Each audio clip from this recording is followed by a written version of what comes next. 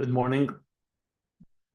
Continuing review and summary of the conclusion of Ayin Beis. We're in volume 3. We are on page 1458. And yesterday we learned, essentially, summing up the last 3 pages, the explanation of the verse Shcheira Nivenova B'nei Yerushalayim, with the soul below speaking, like I said, it's a statement, a mimer of Knesset Yisrael, which is, of course, Shir HaShirim is a dialogue, or actually, Shir HaShirim is actually not a dialogue. It's a monologue between the two beloveds, as the Rambam explains and others explain, that is between Knesset Yisrael and Hashem. So one of the statements that is made is Shcheira Ani V'nova, I am dark but beautiful, B'nei Yerushalayim, speaking to the daughters of Yerushalayim. The daughters of Yerushalayim refer to the neshamas as they're rooted in Atzilus.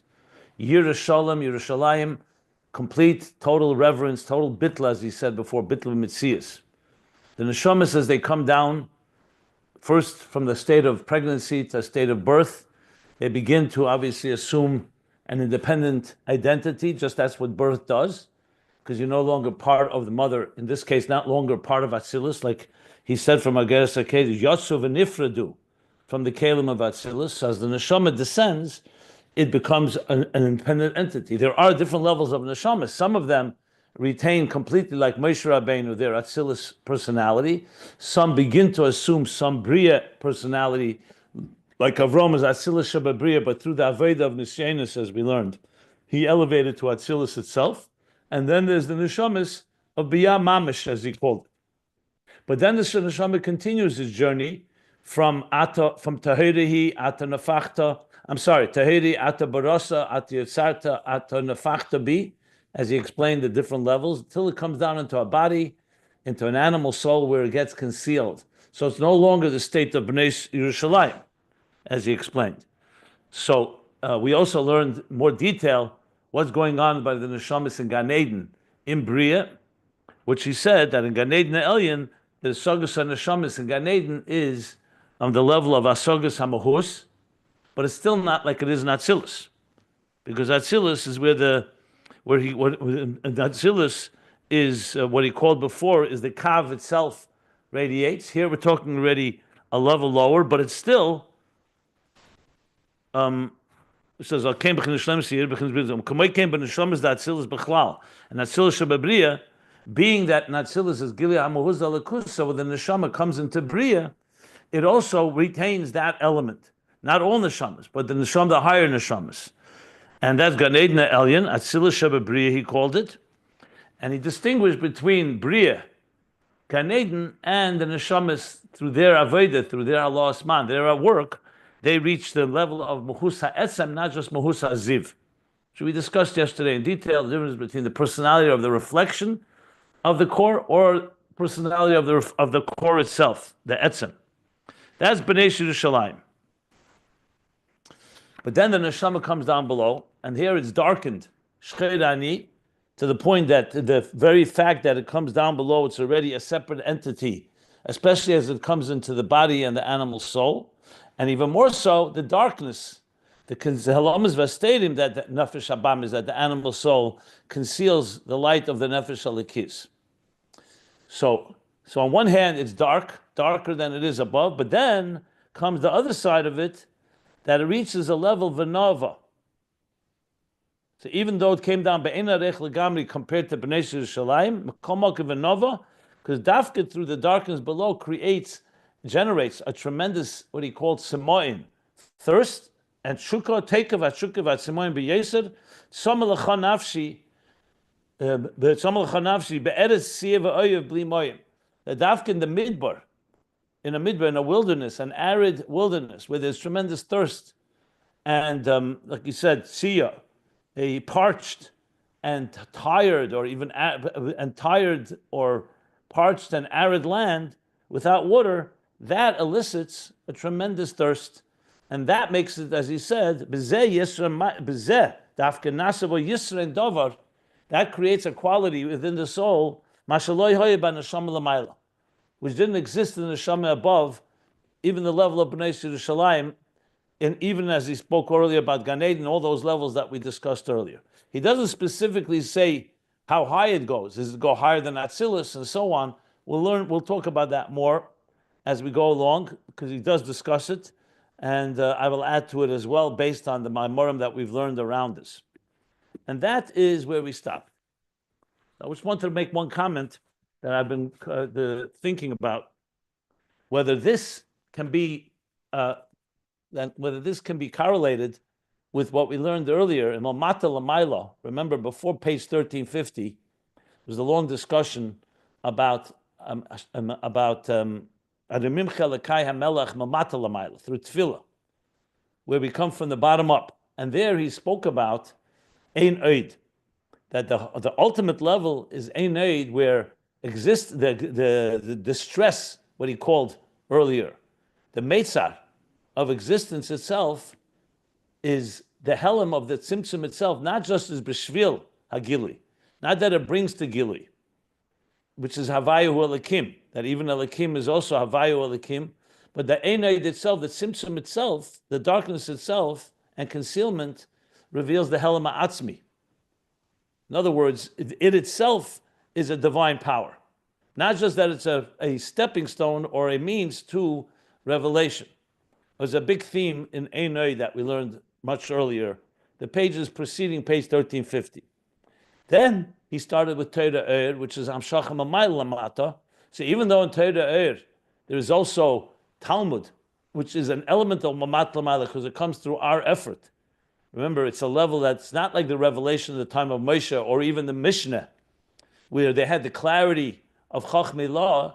But now the Amoraim, the next generation, are trying to understand things that became concealed. So we learned that is also a certain helm. Machshakim Heshivani, that's Talmud Bavli. It's Machshakim, it's a Cheshach, but it's a Cheshach all within Torah. It's not, you can't compare that to the distress, let's say, of a Baal Tshuva, of someone who really is outside of the world of Torah altogether. Torah Shabbat Peh is not outside of the world of Torah. So I've discussed this a number of times. So that now he's talking on Torah which ultimately becomes the light that's like a siyua, the support that helps the neshama to elevate from the darkness below. So you would think that what he's talking about here, that even though when he's talking about Mamata Lamaila within the Mamayla Lamata, it's not quite Ein Oid. And there's also a clear statement earlier on page 1349 where the Rebbe Rashab says it almost explicitly, where he says Ein Oid is a different discussion. It's more than just revealing the power of concealing, revealing divine. He says another inyan. So what I'm wondering is whether you can equate what we learn now about the cheshach, not what we learned till now. Till now we were learning that the neshama comes down below, and even though it's in a dark state, through the siyua of the malachim, I'm going from the bottom up, the angels say the ishtalshalus, the Einei Ha'eda, the leaders of the community, Moshe, the Sanhedrin, the head of the Sanhedrin, Mufla Samach Le'ish, and all the way to Torah. Through that, the neshama gets beyond the darkness and can elevate and reconnect all the way to its source, which is even higher than all those levels, and actually be mashpia into them. But now he's adding the point that's the cheshach itself that propels that and elicits that thirst. So it sounds similar to the Einoi that we learned earlier. I'm not sure whether you can equate the two. I'm just thinking about it. I have to see more material, but I thought I just would bring it up because something that is interesting to see if there's a connection to it. It could be yes, it could be there's something similar, but at the same time, maybe some distinctions. So we'll see how it plays itself out, especially in the next 3 pages, the next 5 pages, I should say. What's it? 5 pages. Maybe we'll have clarity on that. But I wanted to point that out. And it's obviously connected to the larger theme in general of how the Mamay Lamata and the Mamat Lamayla work together, because there is obviously overlap. Because even though Torah is Mamay Lamata, but when a neshama below learns Torah, as well as davens, tefillah, and mitzvahs, it's combining all the elements together. So it's going to have all the qualities both of Mamayla Lamata, which is more revealed Giluyim, more revealed divine, and Mamata Lamayla, which is more integrated within us. And now, even furthermore, this the Cheshach itself creating the thirst. One more point I want to make is that this is very much associated with the Maimer Hamagbil Shevis. Now, remember, when we learned this the first time, we had not learned that Maimer. We knew about it, but we didn't learn it inside. If you remember, one of the key points there, and I think I wrote about it in my last installment of the essay I'm writing on the Hemshech of the Siyum of Hemshech Ayin Beis, the essay, that a big point in the Maimer, in the Alter Rebbe's Maimer, in both the Alter Rebbe's Maimer, the explanation of that Maimer in Torah and that Torah as the Alter Rebbe Sefer Torah and the Mittler Rebbe's Maimer, is that the Psila is only a wick. And Psila, he compares to the Kav. The Kav is like a wick, but then when it goes into the oil, when you put the Psila into the oil, if you only had the wick itself and you lit the wick, it would burn out very quickly because there's no fuel. What's the fuel? The Nefesh Habamis. The Seichel of the Nefesh Habamis is the fuel. And he makes a point there that the fuel of the Nefesh Habamis feeds, when it's absorbed by the Psila of the Kav, of the Nefesh Alikis, it creates a far greater flame and it burns a lot longer. And he explains that's where the Nefesh Habamis is propelling exactly what he says here. So it's the dafka, the darkness of the Nefesh Habamis, once the Nefesh Alikis trains it and tames it and harnesses it, the Nefesh Habamis in turn propels the Nefesh Alikis to levels higher than a Psila. It doesn't remain just a narrow wick. It leads it all the way, as he explains there, to Torah which is Atzmi, which is much, much higher than the Kaf. It's the before the Tzimtzum. He says that explicitly in the Maimer, especially in the Bir, in Torah the Lifnei Tzimtzum, as well as the Mittler Rebbe's Maimer, he elaborates on that. I summed that all up in part 4. Was it part 4, the last part I wrote? Yeah. Part 4, yeah. Of the essay that I wrote. So this adds certain depth to everything we're learning here, context, I should say. So how you see the connection here, how the darkness of the Nefesh Habamis, initially the Shemen, the oil of the Nefesh Habamis, is the Seichel of the Nefesh Habamis, which is immersed only and interested in only one thing, its own self-interest. It's only material pleasures and material needs and so on and so forth, as we learned. And yet, once the Hizbonenus of the Nefesh Alikis in Shema Yisrael, Hashem Elokeinu Hashem Echad, affects also the animal soul, with the support of the Malachim in Birchas Yetzer, which is the bracha that comes before Shema, then what happens is, V'haftas Hashem Elokecha b'chol levavcha b'shnei yitzarecha. It creates love of also Shnei Yitzarecha, also the Yetzer Hara, also the animal soul begins to love God. So you see, and in the process, the Nefesh Habamis also feeds the Psila, the wick of the Nefesh Alikis, to reach even higher levels, like we learned here, even higher than the Neshama is above. So essentially you can say, as the Neshama comes down below, it's more of a Psila, because it has to be diminished to enter into the oil, or you can say into the Guf and Nefesh Habamis, the body and animal soul. But in turn, once the divine soul has an impact on the animal soul becomes the fuel that firstly it itself starts loving God, but it also causes a deeper love, like we learned the Avar Rabbah and Avar B'tainugim, also in the Nefesh Alikis. So that connects that key piece, the entire picture. That still doesn't answer my first question, because I thought about whether that from that we can derive anything, because we don't know whether that's the level of Einoid, the ultimate, like what he spoke about, real distress, when a person is in a real, what we called hitting rock bottom, whether that propels him also to an extremely high level. That could be even higher than what we're discussing now, or maybe there is some common denominator. But that I'll leave as things, as we learn on, I will obviously keep it in mind and see whether any more clarity, I can find any more clarity on that topic. Okay. So that helps a little bit of the overview of context, the context, which is what we're learning the second time around Ayin Beis, this conclusion of Ayin Beis, in the context of the Magbil Shevis. Now, the next section, unless anyone has any question on what I just discussed, any questions on this?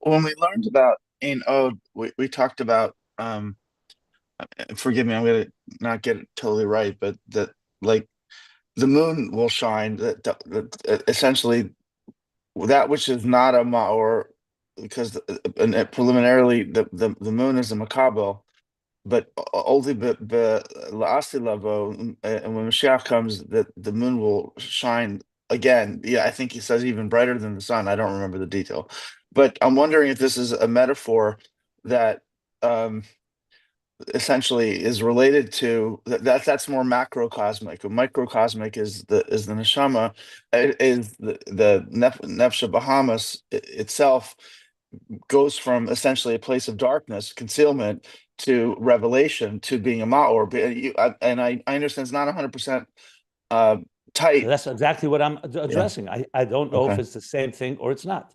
Uh-huh. Okay. That's exactly what I just elaborated upon. I thought so. I just wanted to clarify. Um, Yeah. okay. There's arguments either way. I don't want to go into all the different cases.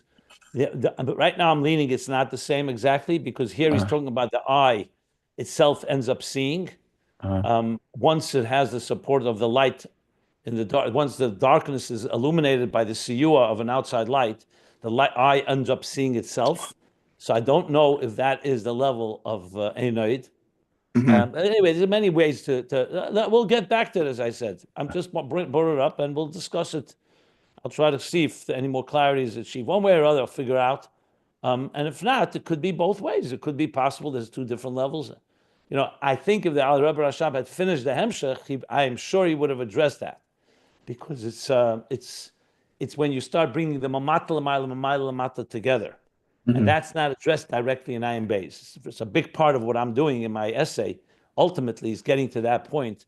What do you do when you combine? Because he doesn't even finish Mamayla Mata. He doesn't even get back to Teira Eir in the Hemshech, let alone the connection of Mamayla Mata, Mamata Lamayla. But I'm doing that, especially in the next. I didn't finish the essay yet, but that's a big part of what I'm going to be writing about.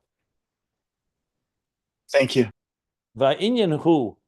So now the new paragraph on page 1458. The new paragraph on top, there's two paragraphs. The top one will continue, where now, as I said yesterday in the introduction to this, he's now going to explain the Venova. He explained the Shcheirani, the darkness, I am dark. But what is the Venova, the beauty? So what we know now, the beauty is the thirst, the great thirst that's achieved and elicited through the darkness, through the distance, as he put it. The min arichuk dafke.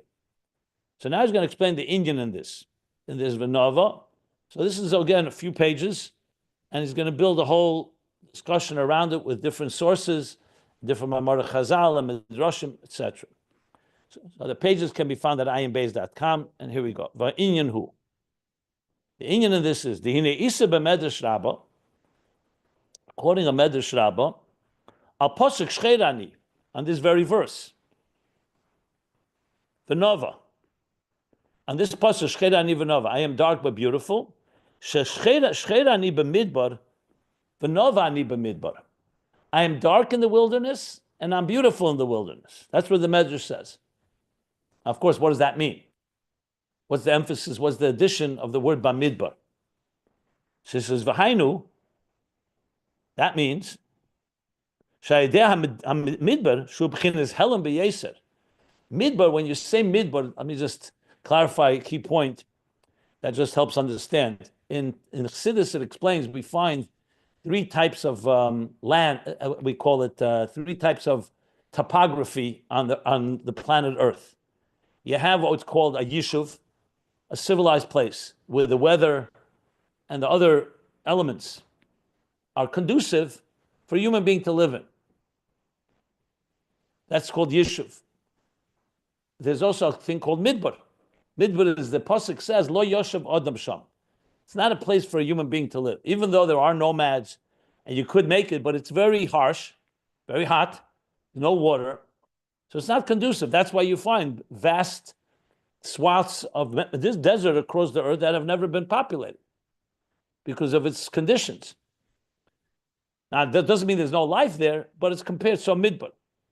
I believe there's a third category. I'm just trying to remember. Ir Yishuv Midbar. But right now, that's just keep it to that. So Midbar, what does it mean by Ruchnius? When you say a Midbar, you're referring to a spiritual arid place. Sada. Sada, right, a field.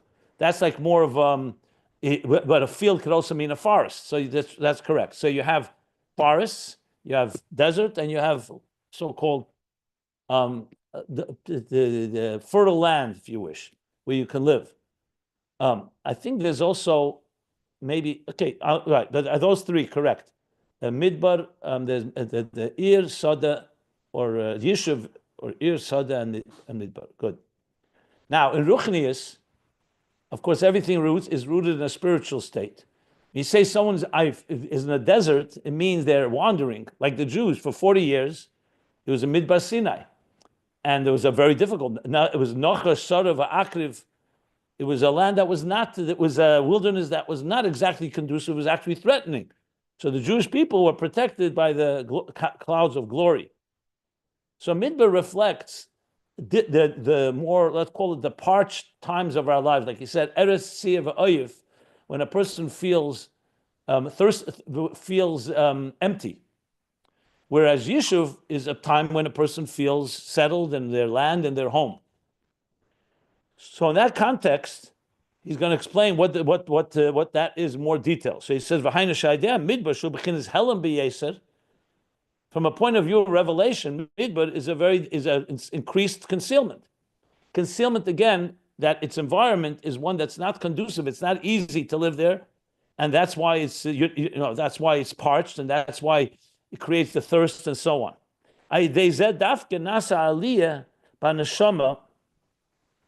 So the Medrash is supporting what he just said before, that is dafka the midbar. And that's what the Medrash is saying, that as the Helam b'Yesh, the Medrash is coming to say that shcheirani b'midbar, I'm dark there, meaning I'm thirsty there, and v'nova, and therefore I'm beautiful. Dafka in the midbar. So it's dafka through the midbar, the Helam b'Yesh, nasa aliyah b'neshama, creates the elevation of the soul, shabol ishtaba b'gufet the malka. Remember that expression used again and again, because that creates not just a connection to God. The neshamas and Gan Eden also have a connection. They understand God, hasagas hamahus even, the personality of God. Below the neshama doesn't have that.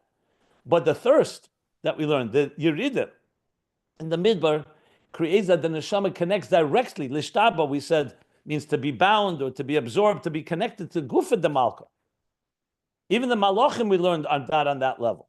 That's when neshamas, they become connected to Gufet the Malka, like the body of the king itself, not just the king's expression or revelation or the king's ambassadors, but the Shtaba Begufet the Malka. Like it says, Mi zeis elam min abidbar.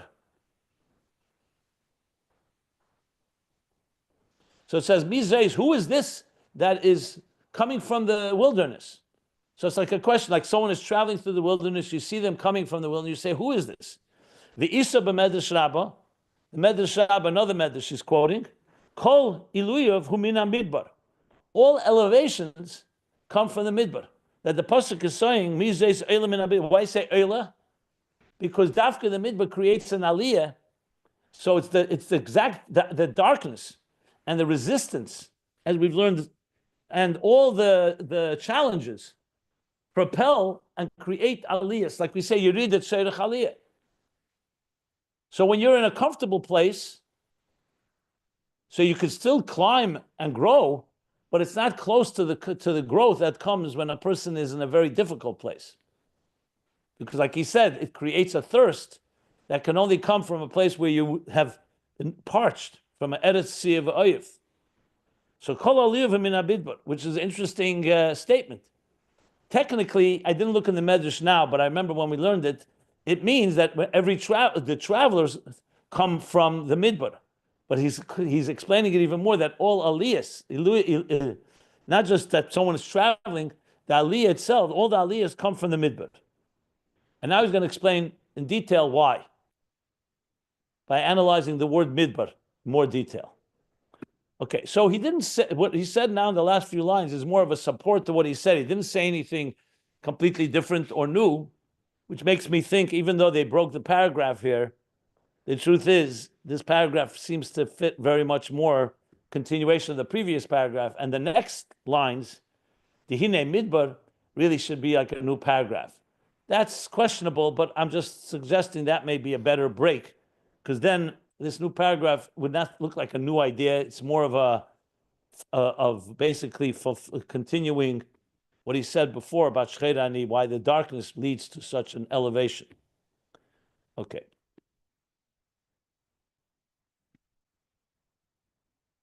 So now he's going to explain what is exactly a midbar. So midbar also comes from another word, Dibbur, medaber, speaker. This is actually from the Kutei Torah, the Alter Rebbe in Bamidbar Sinai, in the Maimer Bamidbar, right at the beginning of Sefer Bamidbar. There's a Maimer where he speaks about Bamidbar Sinai, and he speaks about Midbar being on one hand, yes, a wilderness. On the other hand, it comes from the word Dibbur, medaber. And it explains there why the Torah was given Dafke b'Midbar Sinai. Remember, where was the Torah given? Not in Yerushalayim, not to the Bnei Yerushalayim, not in any even civilized land. It was given in an arid wilderness, in the middle of nowhere. So he's going to explain now the meaning of all of that. So he says, Ayin Midbar hu loshen Dibbur. There's also the word Dibbur in the word Midbar. V'hu b'chinas dvar Hashem, referring to the level of the word of God, God speaking, Hamahava mechayes kol ha'elamus. Like we know, Dvar Hashem Shemayim Nasu, and we learned earlier at length, if you remember, in the contemplation of Amarich Be'echad, that we learned that first we look at existence, and from that we derive that it's all being created by God's words. Asara Ma'amoris Nivra Elam. So Hamahava mechayes kol ha'elamus, that brings into being and sustains or energizes or and life, gives life to all the worlds.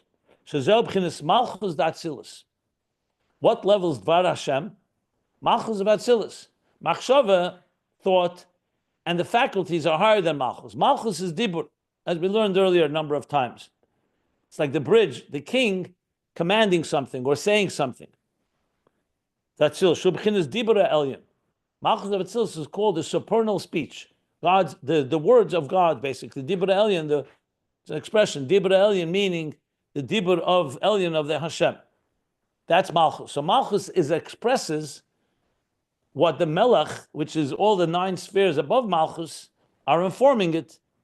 Malchus expresses it. So it's the king, when he speaks, what is he saying? It's coming from his faculties. But the faculties are higher levels. So Malchus is the Dibbur, the connector. We'll soon see the connection to Midbar. But meanwhile, he's saying it's the level of Dibbur, Midbar, the Malchus of Atzilus. V'nikle gamken b'shem Eretz. Another name for Malchus is Eretz, land. We find in several different places that Malchus is called land. Yam is a different level altogether, the sea. But that's called Eretz. The Hainu B'chin is Daimim. Eretz is Daimim. When you say land, earth is Daimim. Sameach Chaim Medaber, earth is Daimim. Shi Madrega HaYesh Achreina B'Tatzcham is the lowest level among Daimim and Sameach Chaim Medaber. Essentially mineral or Daimim, Daimim mineral. Inanimate. Sameach is vegetation, and you have animal and you have man. So the lowest one is Daimim. I'm sorry? No, you were just looking for the word inanimate. Yeah, but inanimate can also be vegetation. That's why I withdrew that. No, not really. Plants move. Animated. It means it can move. It can express activity. Adomah is in. I don't know. I don't know. I'm not sure how inanimate is used. I would use mineral. It's more fitting to Daimim. Shamidas hemchinas semeach. So what are these levels referred to in the faculties? The midas, emotions, are semeach. It doesn't explain here why, but in other places, because midas are growing, and like semeach, they develop and mature. Whereas daimim remains the same way through its entire life. So he says, "U'bechinas hamalchus, u'bechinas daimim, shehein eisius." So he's explaining basically a malchus is Dibbur, Dibbur is made up of letters. Letters themselves don't have any life of their own. They're like daemon. It's when you speak an idea that's an animated idea, like from the emotions or from seichel, then the oisies come alive. But the oisies themselves are at the level of daemon, and that's the level of malchus. So we have so far that Dibbur is malchus, and now also Eretz, which is daemon, is malchus.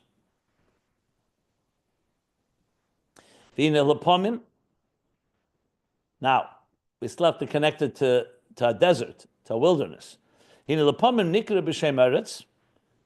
level of malchus at times is called Eretz, like land.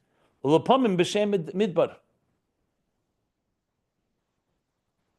And sometimes it's called like a wilderness. What's the difference? The Eretz hu matzmiach. Land is a fertile land which allows for things to grow. So though it's daemon, but it's conducive, it's the right environment to plant things, and things grow from Eretz. Mashenkin offer hamidbar, but the dust or the earth of the wilderness is not conducive at all. Doesn't allow anything to grow. Now, obviously, you could ask, what about cactus, or the few little things that do grow? We'll talk about that. But generally speaking, it's not a place where you are going to build, definitely not a garden, and surely not not produce. You're not going to try to plant orange trees or other types of vegetation in a midbar. It's just not. Besides the fact that it's so dry, but it's also not conducive for all the different reasons. So there's a difference between regular land, basically, and the land of desert, the desert land.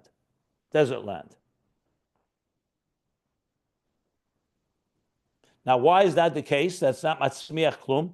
Mipnei gabrus. Hachem ha'esh. Because of the intensity of the heat of fire. Now, what he means here, fire, he doesn't mean something burning, but he means chem that comes from fire. Whereas land, I think he's going to say maybe not, but like earth is moist. That's one of the reasons it's conducive to grow things there. Here, the chema eish, like the pasuk says, midbar in the wilderness, but Eretz leizerua, a land that does not grow anything. Nothing sprouts from it. Nothing grows from there. Nothing can be planted or sowed there. That's begashmis. What is all this beruchnius? He says, same thing as we understand the physical example of land and wilderness and the desert. He says the same thing as lamaila. The Eretz hu kishadvar Hashem mer begilui. So he said Malchus, Eretz is Dvar Hashem. There's a state where the Dvar Hashem radiates in a revealed way. So though existence is created by Dvar Hashem, but it's revealed. And that's why things grow from there. I just see there's a long parenthesis now. Quite a long parenthesis. I'm going to skip the parentheses for now because I want to just finish make sure we understand the point. Then I'm going to go back to the parentheses. It's a long parenthesis that goes to 3 lines before the end of the paragraph. So just to keep the flow, I'm skipping the parentheses. I'm going to go back to it. So right now he says, Shadvar Hashem Meir Begilui. What does that mean? V'zeu, excuse me. V'zehu, 3 lines before the end of the paragraph, at the bottom of the page. V'zeu she'eretz matzmiach. Because the Dvar Hashem is revealed, that's what means that the land grows. It produces growth. Sheyesh b'zeh b'chinas gili. That's what it means beruchnis. In the physical, it means it's a land that things grow there. So it's in other words, an environment of growth, of expression, of revelation, of climbing level by level as things grow. In Ruchnius, it means that Dvar Hashem is begilui. And because of the gilui, that's why it's a matzmiach, causes things to grow.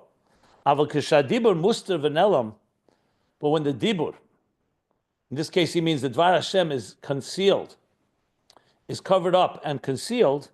Oz nikra midbar. Then it's called midbar. She'ein b'zeh shum gilui eir.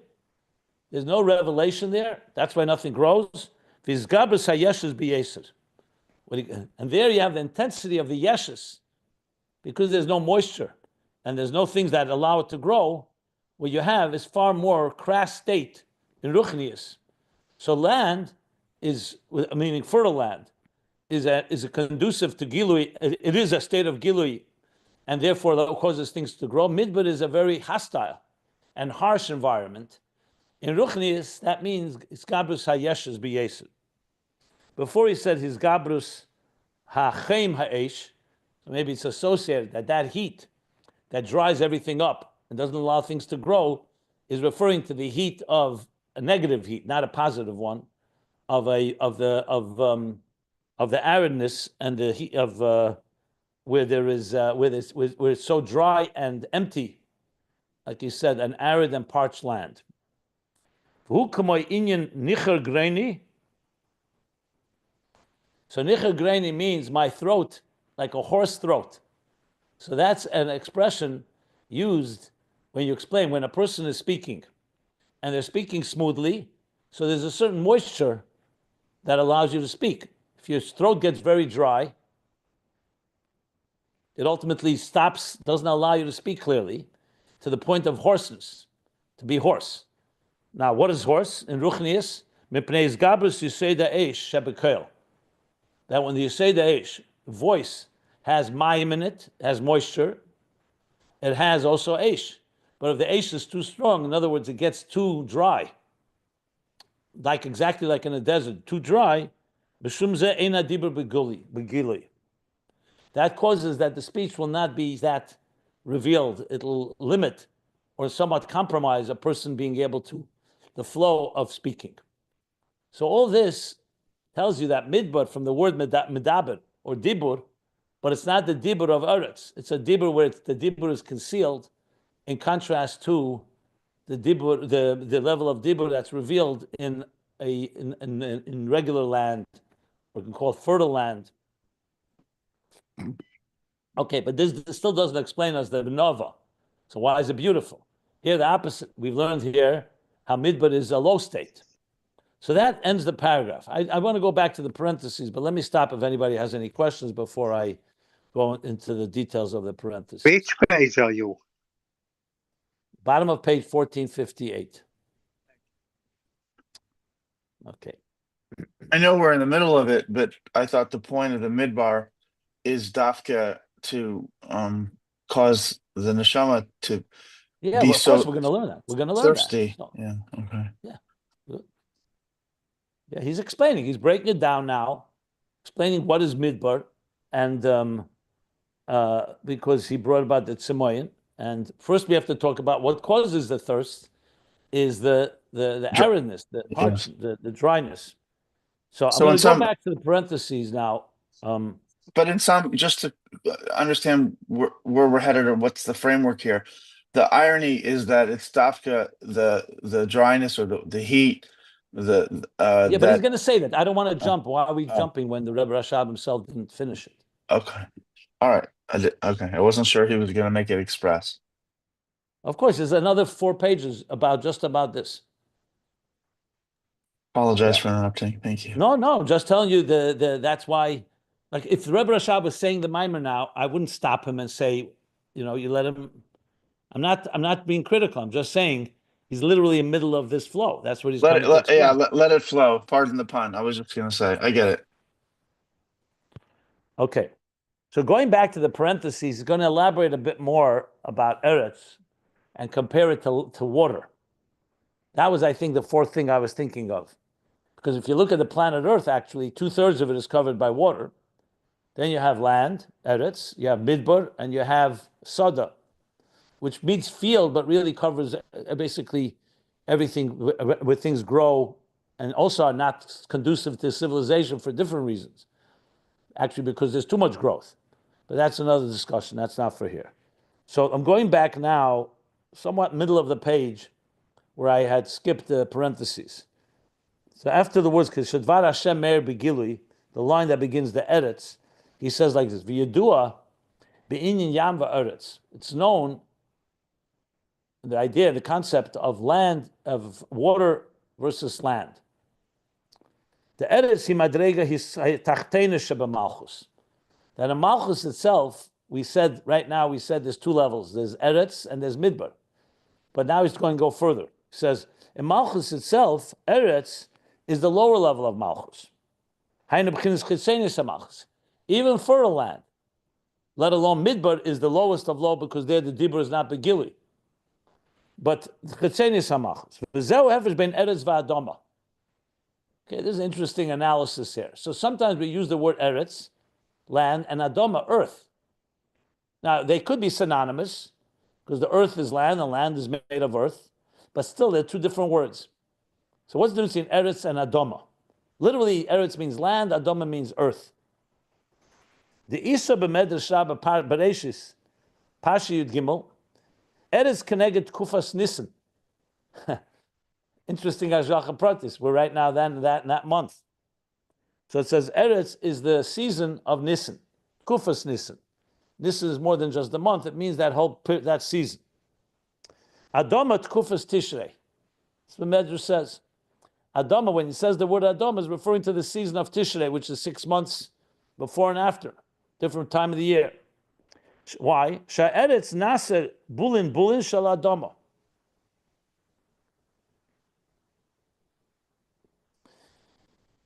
Bulin means clumps and clumps of earth. He's going to explain what this means, but the simple explanation is because remember, Nisan is the season of spring, Chodesh HaAviv, and in spring that's when it begins to sprout. Things begin to grow. Why? Because there's more moisture, the rain, and so on. In the arid season, Tishrei, which is beginning of winter, in Israel especially, the earth becomes far more bulin. It's not quite Midbar, which we're going to learn soon, we'll discuss, which is completely arid all year round, frankly. But bulin means it's more clumps of earth. It's not as moist, where the earth is more like joined together. So he's going to explain from the Matnas Kuhuna what this means. So Eretz and Adomah. So he says, "Upirish Matnas Kuhuna." Matnas Kuhuna is one of the primary commentators on Medrash. Ki betishrei hamoter yered al talmi hasoda mechaberesam chamorim. Because in Tishrei, the motor, the rain, falls on the talmi hasoda, on the how would you translate talmi? The pieces of the land, talmi. Not sure. Probably the lines. The lines of the field, that's when you're plowing. After you're plowing. Right. That's what it means. Okay. Furrows. Umechaberesem chamorim. And because of the rain, what happens is it joins them together. V'nimtzad the eretzu she'ein bo lachluchis kol kach. So therefore, the land does not have that much moisture. V'adomahi, that's Eretz. And Adomah, which he called Kufas Nisan, I'm sorry, the opposite. Adomah, which is Kufas Tishrei. Yeah. Hukashemureves imamayim, when it gets mixed with the moisture of the water. And I have to look it up. I thought it was the opposite. One second, let me think this through. No, it sounds the opposite from what you said before. I know, it's exactly. I thought it was the opposite because in spring, Chodesh HaAviv means things begin to grow. But at the same time, we start saying the same bracha. The same bracha. But we start saying the Gshamim, Kufas Gshamim begins in Tishrei, by Shmini Atzeres. So what is he saying here?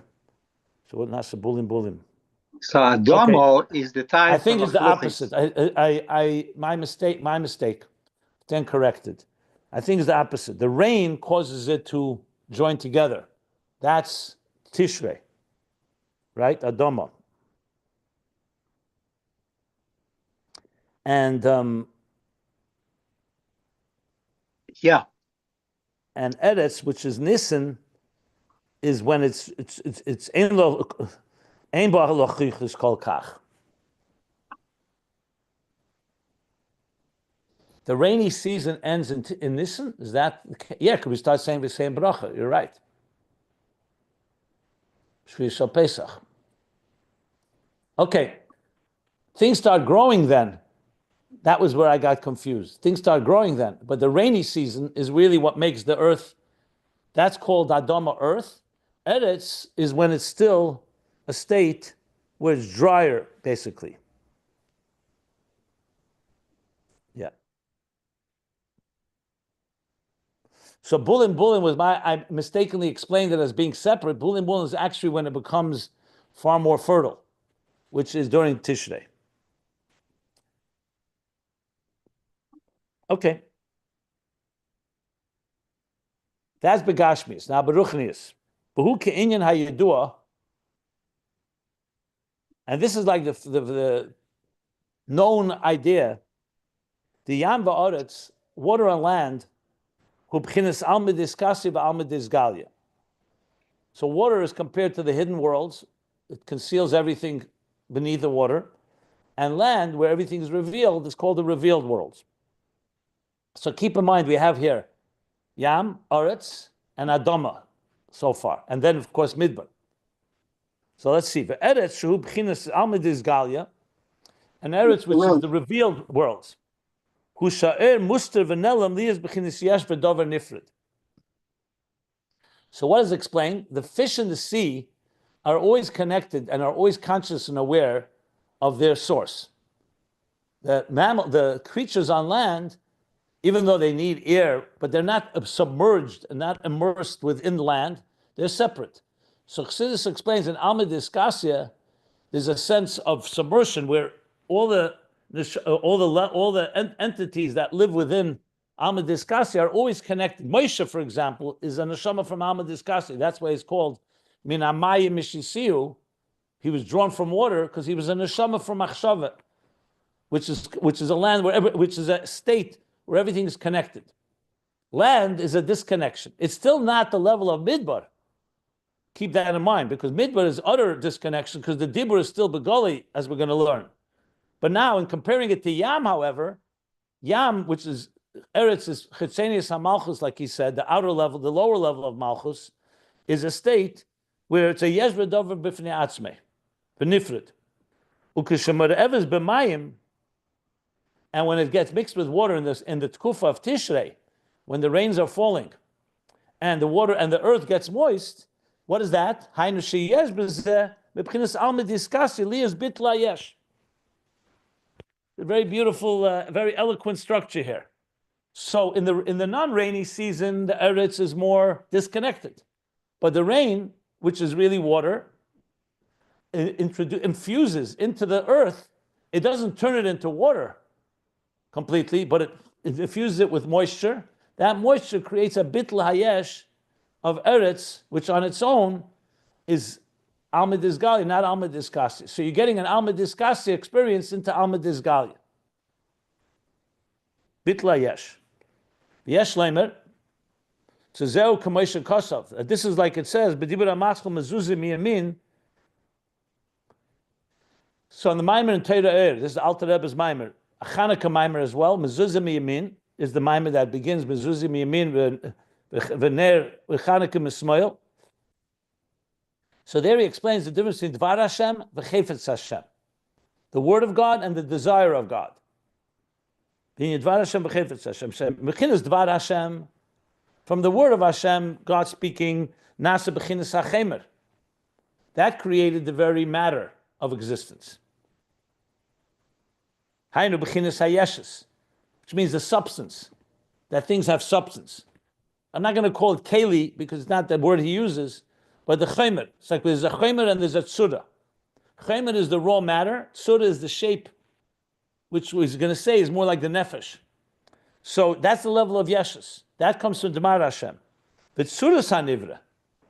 Now Tzuras HaNivra literally means the shape of it. Like when you take a raw piece of clay, a raw piece of earth. It's not shaped yet. That's chaymer. When you shape it, let's say into a pot, or into another container or something, that's a tzura. But this actually is a long discussion about this in Hatomim.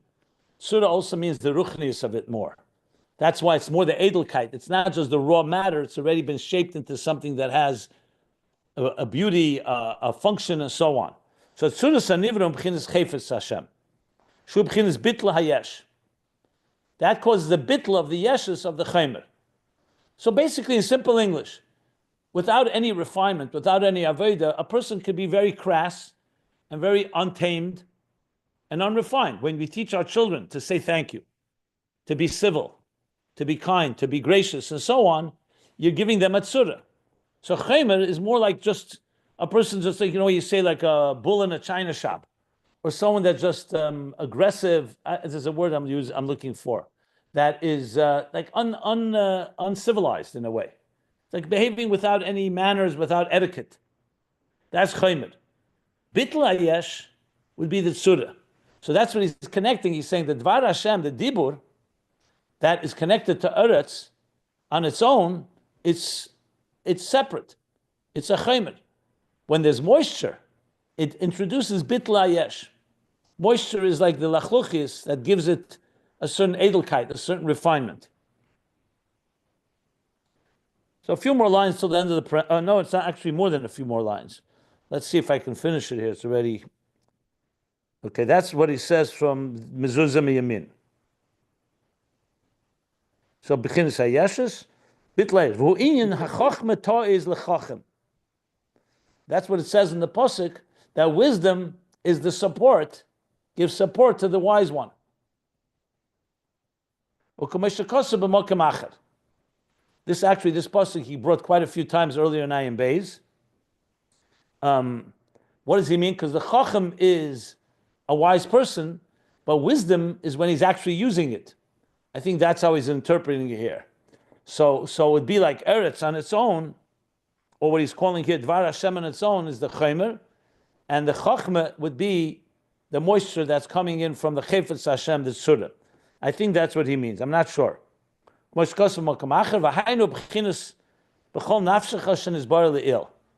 that I have to figure out what that means. I believe I explained it at length the first time we learned it. Why is it connected b'chol nafshecha? B'chol nafshecha, b'chol levavcha, b'chol nafshecha, b'chol meidecha. He called it before Mesiras Nefesh, of the bittul of Bina. B'chol nafshecha. I feel innateless nafshecha. I'm not sure the connection to this, but I'll look it up and I'll tell you what I find. I'll just go quickly till the end of the parentheses. I don't want to leave it hanging. So let's continue. Gam yesh lemer, you can also say the mayim ubchinas kamaya de ashkeli lana. So in Tikkun Zeyar, we say Pasach Elio on Friday, like today, later. It compares. He says maya de ashkeli lana, mayim that irrigates. Mashke is like feeds, sustains, irrigates the tree. Shazel ubchinas gili hakav. That's the gili hakav. So the kav is compared like to a flow of water that irrigates and gives life to all of existence. Like we learned earlier, that's the level of Atzilus where the Gili Hakav is radiating. So the Gili Hakav is referring to a water state.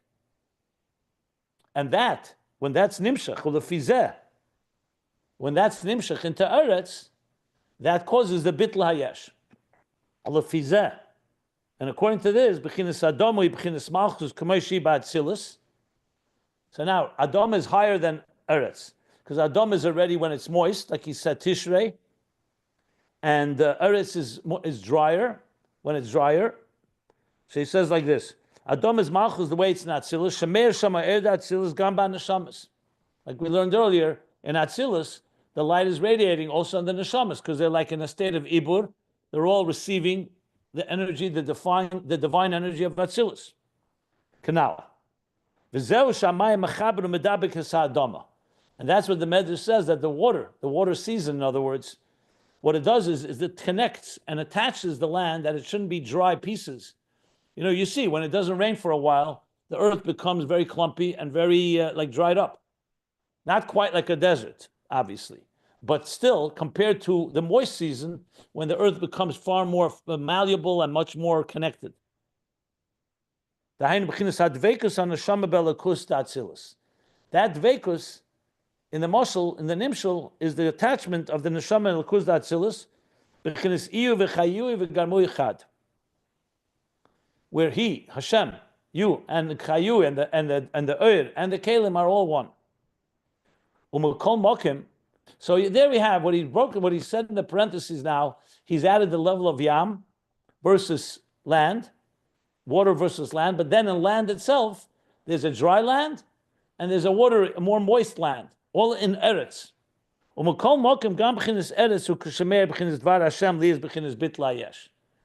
even though Eretz is lower than Adomah, but there's still enough land, enough to make things grow, so it's not quite Midbar, which is completely arid. In just an Eretz, there's two levels. He didn't say it explicitly, but it sounds like the one level is Chetzenis HaMalchus and one is Primius HaMalchus. He didn't say Primius, he just said Chetzenis. So Eretz is still Dvar Hashem in a state of Bittul HaYesh, because you see, the water can cause it to have Bittul HaYesh. And that's why, then after the parentheses we've already learned, that's why Eretz is Matzmiach, it makes things grow, but when the Dibbur is Mustav and Elam, when it's completely concealed, even more than dry land, when it's completely concealed, then it's Garbus HaYeshes B'Yeser, then it's totally arid, dry, which is the desert, and completely not conducive for civilization, for anyone to live there. Like he said, like the hoarseness of the throat. So this now contextualizes a bit what we learned. The parentheses adds a little more flavor and understanding of what Eretz is and different levels. But now we have the pictures, so we have all these different levels. Now this is all the negative side of Midbar. Obviously, like the Medrash says, V'nova ani b'Midbar. I am beautiful in the Midbar, and we're going to learn how this in turn elicits, like we said earlier, a deeper thirst and a beauty that's only achieved in the Midbar of this world, in the darkness of this world. But that we'll learn afterwards. So I'm going to stop here at the end of the paragraph, page 1458, the lower paragraph, so close to the bottom of 1458. Any questions?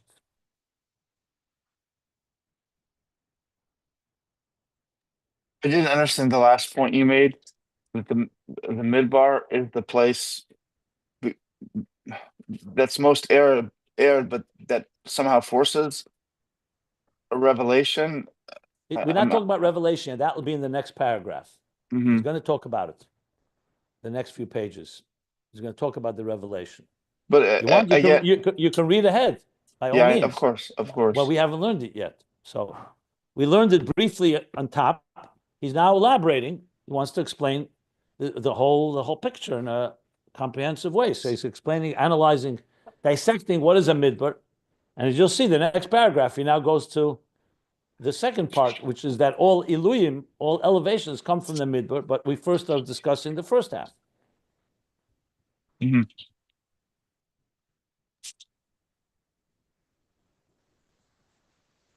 Just imagine this. Imagine you're standing and the Rebbe is saying a mimer, right? And he speaks about this point. And he doesn't stop. He continues the mimer. So none of us would stop him and say, 1 second, doesn't a midbar bring? You want to see what he's going to continue saying. That's what he's going to continue this. I'm just telling you a method to stop the processing. You're processing too quickly. You simply need to wait and see how he's going to explain it. 100%.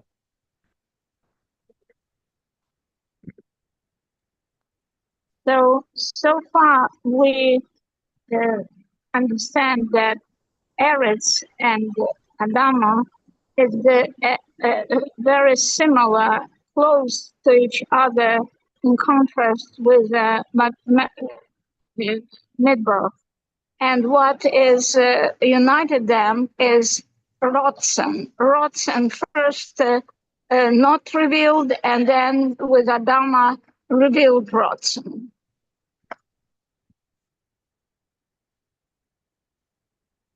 Yes? When you say Rotzen, you mean Chayfetz? The word he used was Chayfetz Hashem? Rotzen means the wish, the desire, yes. He used the word chayfetz. Eretz, He didn't use the word rotzen, but if that's what you mean, that level, that's what he said. Chayfetz creates the surah, the shape, yes, and the word creates the matter itself, the raw matter. That's what he said. And that connects to the two levels of land versus Eretz and Adomah. Eretz is like the raw matter. yes. Adomah is the moisture that the water gives it moisture, which Already, is the deeper level, the it- Bittul HaYesh.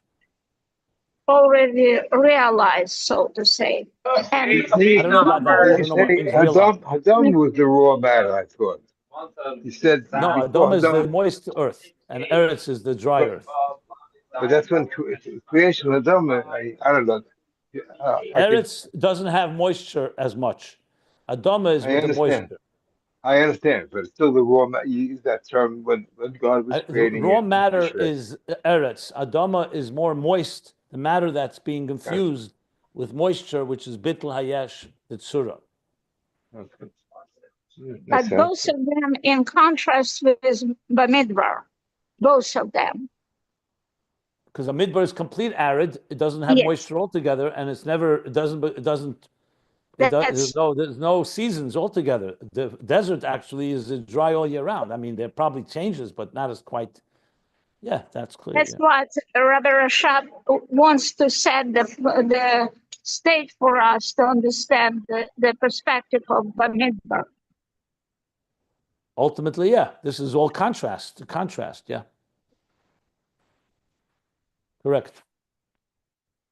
Okay, so we're stopping here, 3 lines from the bottom of page 1458.